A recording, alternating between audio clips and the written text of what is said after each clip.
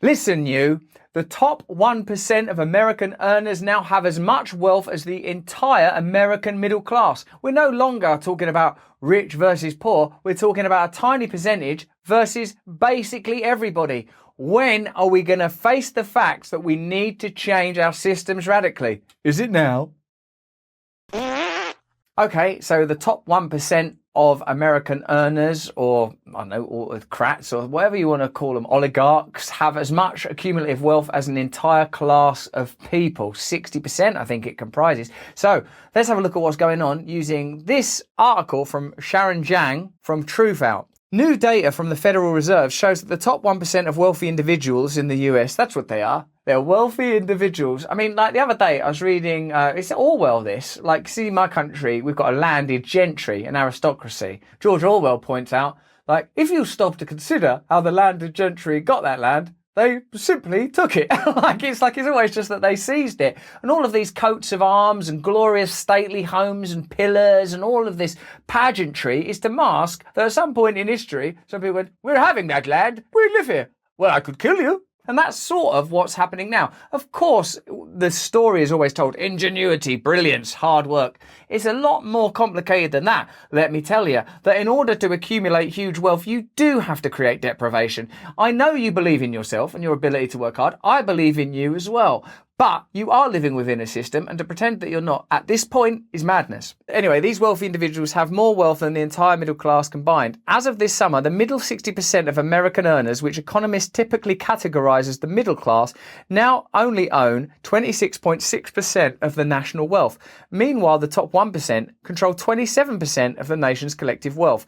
This is the first time the richest Americans have had more wealth than the middle class since the Fed began recording such data in 1989. Now, we all know that the pandemic, whatever you may think of it, did augur, inspire, create, cover the biggest wealth transfer in history. Billionaires on average got 50% richer, whereas ordinary folk got poorer. That's a wealth transfer, and we all know which direction it's heading in. We're talking about folk that are like, oh my God, I'm like working, I've got qualification, I went to college. Everyone, they're coming for you. They're coming for you. The past decades have seen growing accumulation of wealth for the richest Americans, coupled with steadily declining wealth for the middle class. In 1989, the top 1% controlled 17.2% of the nation's wealth, whereas the middle 60% controlled 36.4%. The middle 60% have seen declining shares in key financial areas like real estate and corporate equities over past decades. All these mad crashes and things that you see in it, that'll be part of it. When there's that massive crash in 2008, the banks get bailed out. That's transfer of wealth. These systems, that's in a sense what these systems are doing. Think about the quote about Afghanistan, that the whole point was to have a long, sustained war that kept the military-industrial complex fed with your tax money. More money flowing in that direction. More. They are fluent in tax loophole language. They're able to skirt nimbly through all of the flaws and failings of that tax system, and sometimes the system's set up simply to afford them that ability without them even breaking the law. That's what all that Panama paper stuff's all about. So, the system is rigged, the game is up, and it's reaching, I would argue, a critical point, even for the sustenance of a system that was never working anyway. The illusion, the facade is melting before our very eyes. I hope this inspires an awakening. The pandemic has only exacerbated these gaps. While middle and working class families have struggled over the past year and a half, billionaires continue to accumulate tremendous amounts of wealth. As of August, billionaires in the US have gotten 62% richer during the pandemic, accumulating 1.8 trillion of wealth. This is nearly half of the entire wealth of the bottom 20% of earners in the US, accumulated in just 18 months. Oh my God, that's mental, that's mad, that can't go on. Like, think about that, hold that in your mind next time you're watching TV and they go, there's nothing we can do, this system is the best and all possible alternatives are doomed to failure. What? The only system is one where there's trillions of dollars being taken from the poor. Yeah, we tried every other kind. This is the only one. We got it. In fact, if you got any money in your pocket, I got this nickel. I better have that. The middle class also holds a growing portion of consumer debt. Meanwhile, Congress continues to uphold a tax code that often allows the country's richest individuals to avoid paying taxes altogether. In 2007 and 11, Jeff Bezos didn't pay any federal income tax, according to ProPublica. Bezos is the wealthiest man in the world, sometimes sharing the title of Elon Musk, who has circumnavigated paying income tax. Now, this isn't a condemnation of those individuals. They're, working within the system, doing whatever they do. But That's a problem, isn't it? This kind of obscenity where ultra-rich individuals are able to avoid tax, accumulate incredible wealth while the rest of people suffer to the point of mental atrophy, total personal and spiritual decline. It's nothing short of appalling, and it can't go on forever. And the reason I think there's so much anger directed at the political class, because why are you not doing anything for ordinary people? And I would have to go back to the point, the system. The system is rigged. Last month, the Treasury Department found that the top 1% of wealthiest people avoid paying more than 160 billion in taxes every year. A recent investigation from ProPublica revealed that more than 24 people paid a true tax rate of less than 4% on a combined 400 billion increase in their wealth between 2014 and 2018. While the median American household earned roughly 70,000 annually and paid 14% in federal taxes. That's not a system that's working for you, is it? That's a system that's working for them. And all of the other stuff, the pageantry, the flags, my country and yours, is all about, don't look over here, don't look over here, watch this sporting event, and I love those sporting events, and watch this movie, and I love those movies. Eat this sugary snack, stare at this screen, so that the system can continue to do what it does, afford elite opportunities to an elite class of people, while ordinary people live essentially in an open prison, tyrannized freedom only to operate within such limited parameters that is no longer worthy of the term freedom. Elon Musk mocked fellow tech billionaire Jeff Bezos after pipping the Amazon owner to first place in the Bloomberg Billionaire Index by amassing a personal wealth of 222 billion. Now look, I love a league table. On my podcast, Football is Nice, I do one based on predicting results in the English Premier League of what you would probably call soccer. And I enjoy seeing, oh, this person earned this, but it's disgusting. That's not what we should be looking at. Oh, this person earned more than that person. What? Are we mental? Have we gone absolutely insane? Oh, well done. Well done. Earning so much more money than that other really rich one. We've been seduced into a kind of collective cultural dementia. This is a shared Stockholm Syndrome experience that is being undertaken here. We've got to awaken from the cells of this illusion and rapidly by whatever means and technique is necessary. We've got to learn to organise differently. We've got to confront this.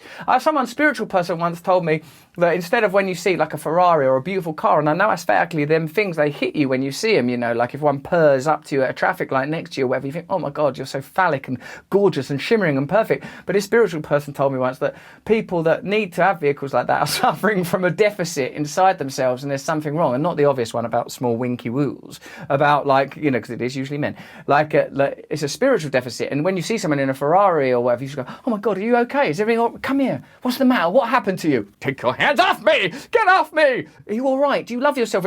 No, actually, I don't love myself. Why is that? I just got bumped down to number 2 in the billionaires list. Noting that his rival's net worth was estimated at the 189 billion mark, Musk trolled Bezos on Twitter with a second place silver medal emoji after Mr. Bezos posted a message about overcoming adversity. Do you know, just today, I found out that I'm only the second richest man in America, with wealth accumulated through glaring and disgusting tax loopholes built upon the poverty of millions of my country fellows.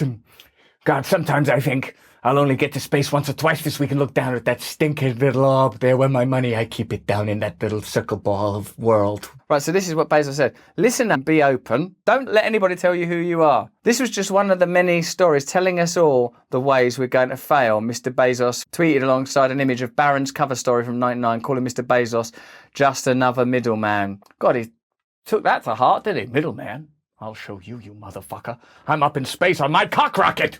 Today, Amazon is one of the world's most successful companies and has revolutionized 2 entirely different industries. The tweet is the latest in an increasingly heated public spat between the world's 2 richest men. In addition to dueling for the title of world's richest man, Mr. Musk and Mr. Bezos have clashed over their space ambitions. The 2 companies have been in a multi-year contest for US government contracts. In April, NASA awarded a $2.9 billion contract to SpaceX. That's about a week's worth of tax money. And last month, Mr. Bezos' company sued the space agency, alleging they unfairly awarded the contract to Mr. Musk's firm. The truth is that obviously these are very, very talented people that have worked out the game of capitalism, the game of tech, and there's all sorts of ingenuity and managerial brilliance evidently at play, and I'm not seeking to condemn either of them as individuals.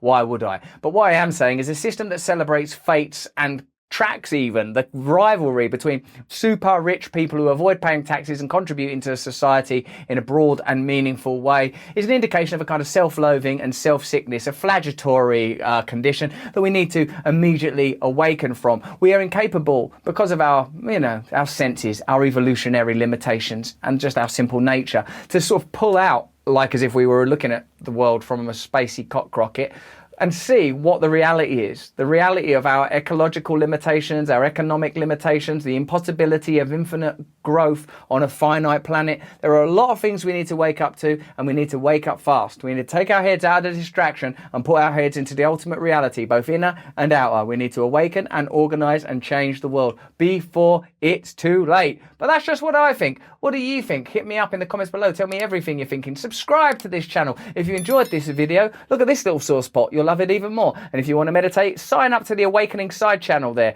Listen to my podcast as well if you want. You can get them from Luminary on Apple, and sign up too to my mailing list there. Just one click away, then I can communicate directly with you. Stay free.